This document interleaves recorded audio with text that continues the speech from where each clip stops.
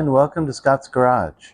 You know, I have my e-bike in the background here, which you've seen on lots of different videos that I've done. But this video isn't about this e-bike, but I just wanted to start with it because this bike kind of has a sad past. We bought this bike about 20 years ago for Lily to do the Rosarita Ensenada bike ride. She practiced a little bit, and then the bike ride's 50 miles, and so she did the bike ride. And then quickly after that, she parked it and bought like a proper road bike and kind of got into road biking after that. Before that, she wasn't really into it. And she had a mountain bike, so she had a mountain bike and a road bike. And this just kind of sat, sort of a hybrid. It's like they say dual purpose is no purpose. I don't know about that, but this certainly didn't really have a purpose for us. I didn't ride it. I had a road bike and a mountain bike. And so for years, it just sat in our garage. We probably rode it a total of a few hundred miles in its entire life, over 20 years. We loaned it to her brother, Lily's brother, Robbie. He had it in his garage for a while. I don't think he really rode it that much. And I borrowed it back. And so it's kind of been one of those bikes. It's a good bike. It's a Trek, but it's sort of been one of those bikes that's like unloved. Nobody really cherished it until a couple of years ago, on just kind of a whim, I bought the e-Bikeling hub motor kit for it. I sort of just threw it together. Unfortunately, I wasn't making videos at the time, so I don't have any video of it. I just kind of put the wiring together just temporarily to see if it would work. It did, and then I never touched the wiring again. I endeavored to like clean it up one day and have the wiring all nice and neat and everything. And then I just started riding it everywhere, going to the beach, going around town, going to the store. I just did that critical mass ride. We went up, did a little mountain biking with it, and it's really a cool bike.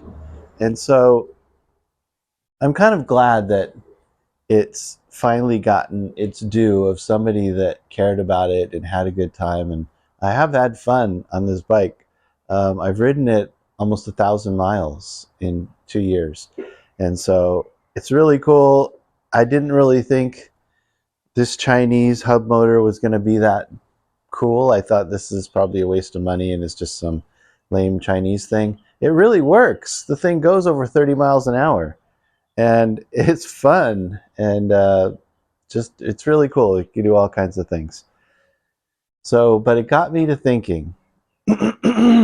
I have another bike that I want to show you. Okay, so this is my 2008 Stumpjumper. It's by Specialized. To me, it's the ultimate mountain bike. It was the best bike at the time, and I still think it's one of the best mountain bikes, just in the layout and how it works and just the rideability and everything. This is the opposite of the old e-bike, the Trek. This bike was loved. I love this bike from the minute I got it, and I still love it today, and I ride it all the time still. So 2008, it's almost 15 years old, I guess. I've ridden it thousands of miles, probably 2 or 3, maybe 3,000 miles.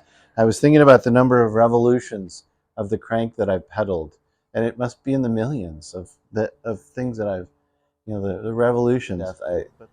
But there's one thing: as I get older, going up those hills when I'm on a mountain bike, and it's hot, and I've got to go up this really hill, I'm just done when I get to the top. So if there was some way that I could get to the top of hills easier, and then maybe a little help on the flat, and then have fun going downhill. So that's what this video is all about. It's part one. I don't know how many parts it's going to be, but I ordered from Bafang, which is another Chinese company. Not a hub motor this time, but a crank motor. It's going to sit right here. I think I got all the parts ordered correctly. I think I got the right thing. I'm going to go over the measurements and things and how I determined the right kit to order. But I think we'll go over that in a bit after this introduction video is over. But I think it's going to be really fun to have a hub motor here, I don't think the battery is going to fit in here. It might be up top here or maybe even sling down below. I'm not sure. We're going to have to find somewhere to put the battery and, of course, do all the wiring. And we're going to go step by step through this whole project. And I'm going to take you guys with me. And let me pull the bike out and show you how I came about to know what to order. There's like a whole process. One of the most important things to do when you're going to be working on a bike, especially like the gears or the cranks or anything like that, is to have a good bike kit. They're not that expensive. This is a Spin Doctor. I really like it. It's great. And it kind of gives you all the special tools that you're going to need to do most things that you would have to do on your bike. You know, change your cassette, chain, gears, cranks, those kind of things that need a few special tools. I don't think this was, I don't know, $30 or $40 or something like that, but it has come in handy so much. We're going to use a couple of these tools. We're going to use this one, and we're going to use this one to do the job that we need to do. This is another tool, pedal removal assembly tool. This is a Park Tools, and another one that you kind of really need. So how I always do this is I figure out the right side of the bike. So if I'm sitting on the bike like this is the right side of the bike. So the right side screws and unscrews normally. So this is going to unscrew like this. So I can just take that's a little bit. You actually just spin it like this. And spin the whole thing. Now you have your pedal off. And then you can do this side the same direction. I know it seems opposite, but all you have to do is do the right side, and then once you get the right side off, do the left side the same direction that you did the right side. And now you have your pedals off. Okay, so check this out. That's a bit of a wobbly wheel. Yeah, it's been ridden hard and a lot. Lots of jumps and bumps and things, but it doesn't really matter if the wheel is that straight or not because it has disc brakes. So just as long as the brake rotor is nice and straight and the spokes are tightened and things like that, it doesn't really matter how wobbly the wheel is. This is a great tool to have too because a lot of the bike is Allen screws, so it's always good to have a nice set of these. So this just has two bolts, one on each side, that do a pinch thing. I think I'm going to turn this around the other way. Hold on. Hopefully that's a little easier to see.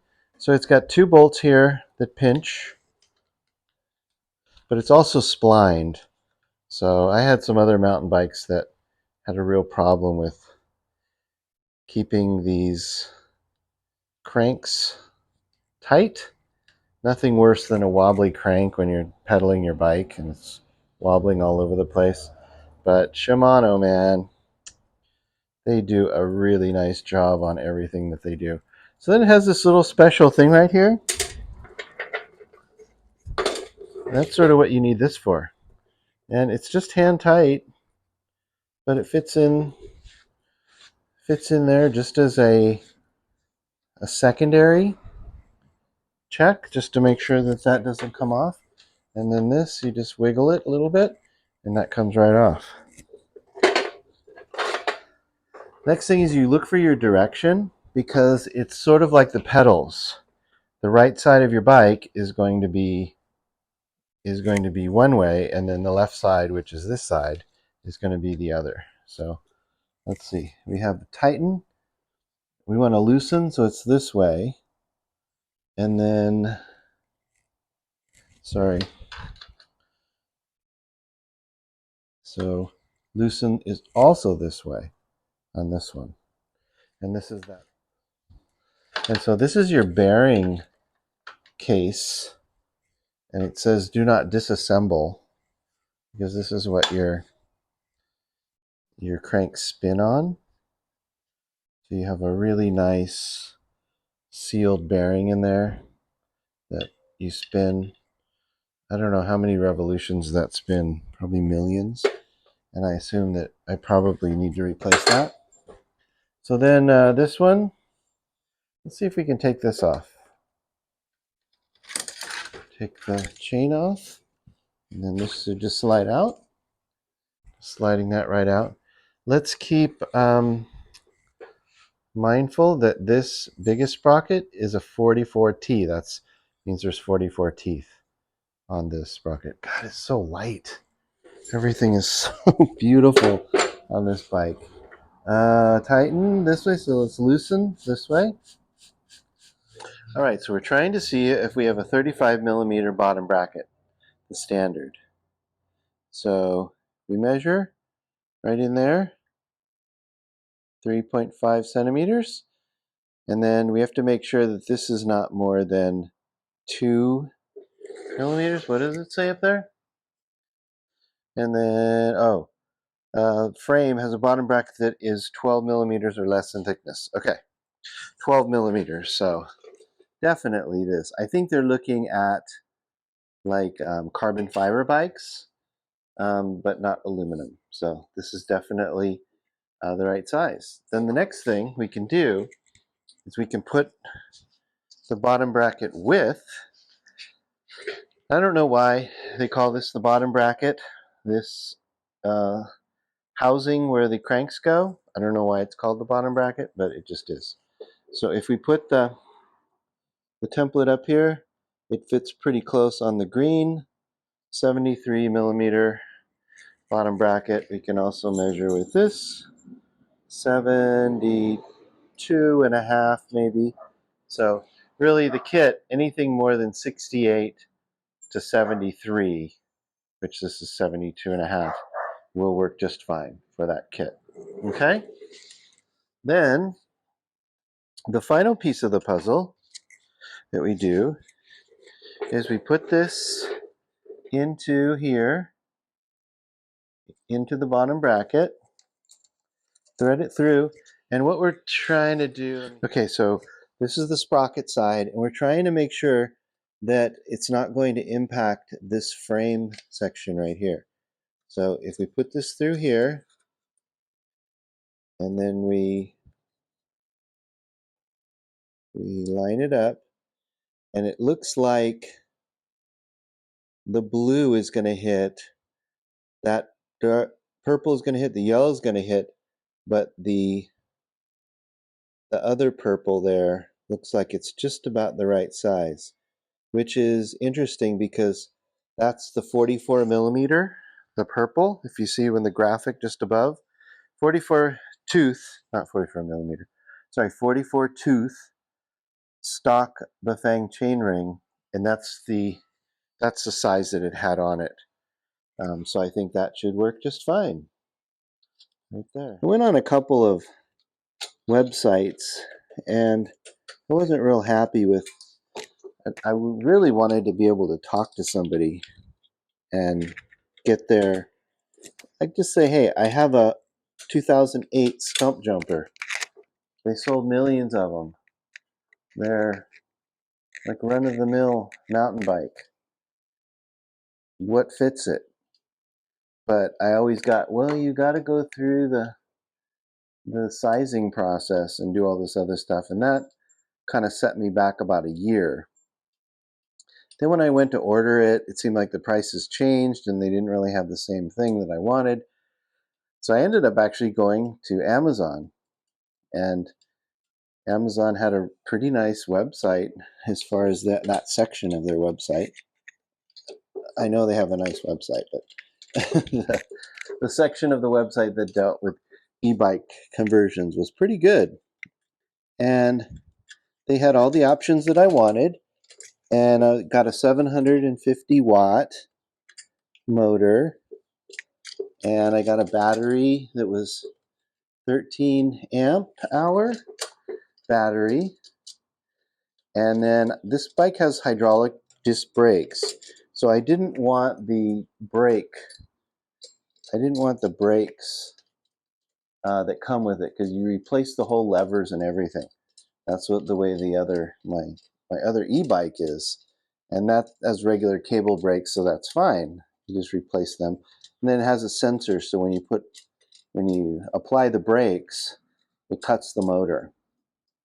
I didn't really want that to replace them because it has really nice hydraulic, juicy disc brakes. And so what I did was there wasn't really an option, but they said to just tell them when you order. There was in the description, they said, just tell us when you order. So I called up Amazon. I'm like, I don't know how to do that. So I called up Amazon. They gave me the contact information for the supplier and a link to my order. And so I was able to tell them, here's my order number and here's the link to it. And please give me the brake sensors and not the brake levers. So they said, sure, no problem. So we're going to see if they did that. And then also I included the shift indicator. I was reading some comments and somebody said that the shift indicator was a really good way. And I think what it does is when you shift the rear sprocket back here, I think it decreases the motor a little bit, like pauses the motor when it senses that the gear is being shifts it, so to give it a chance to change gears. I think that's how it works. Anyway, so let's bring out the box and see what we got actually, because this bike is basically ready to go now. All right, so this box came really quickly. It's supposed to be from China, but I ordered it and they said, oh yeah, it's gonna arrive in like 10 to 15 days, and like 2 days later it showed up. I was like, oh, look at this. Unless this is something else, but it says Bafang on it, because this is the Bafang. If you see from the sizing chart, the Bafang BBS02B, that's what this is. They're supposed to be. And so let's see what we got. I'm really concerned about the size of the battery. This looks like I see a bunch of parts and a sprocket. This is the motor probably. Okay, which feels very imbalanced. And then, God, I hope this isn't the battery.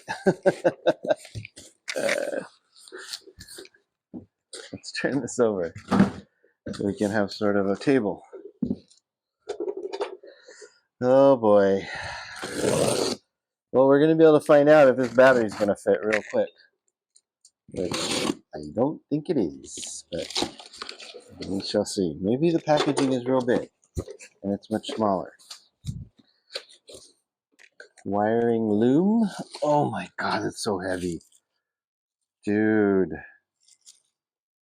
All right, well, let's go try it. This is never gonna fit. Boom! Doesn't fit. I don't think we can have it under here. So I don't know, maybe on here? Wow! Check it out. That's pretty cool. Dang.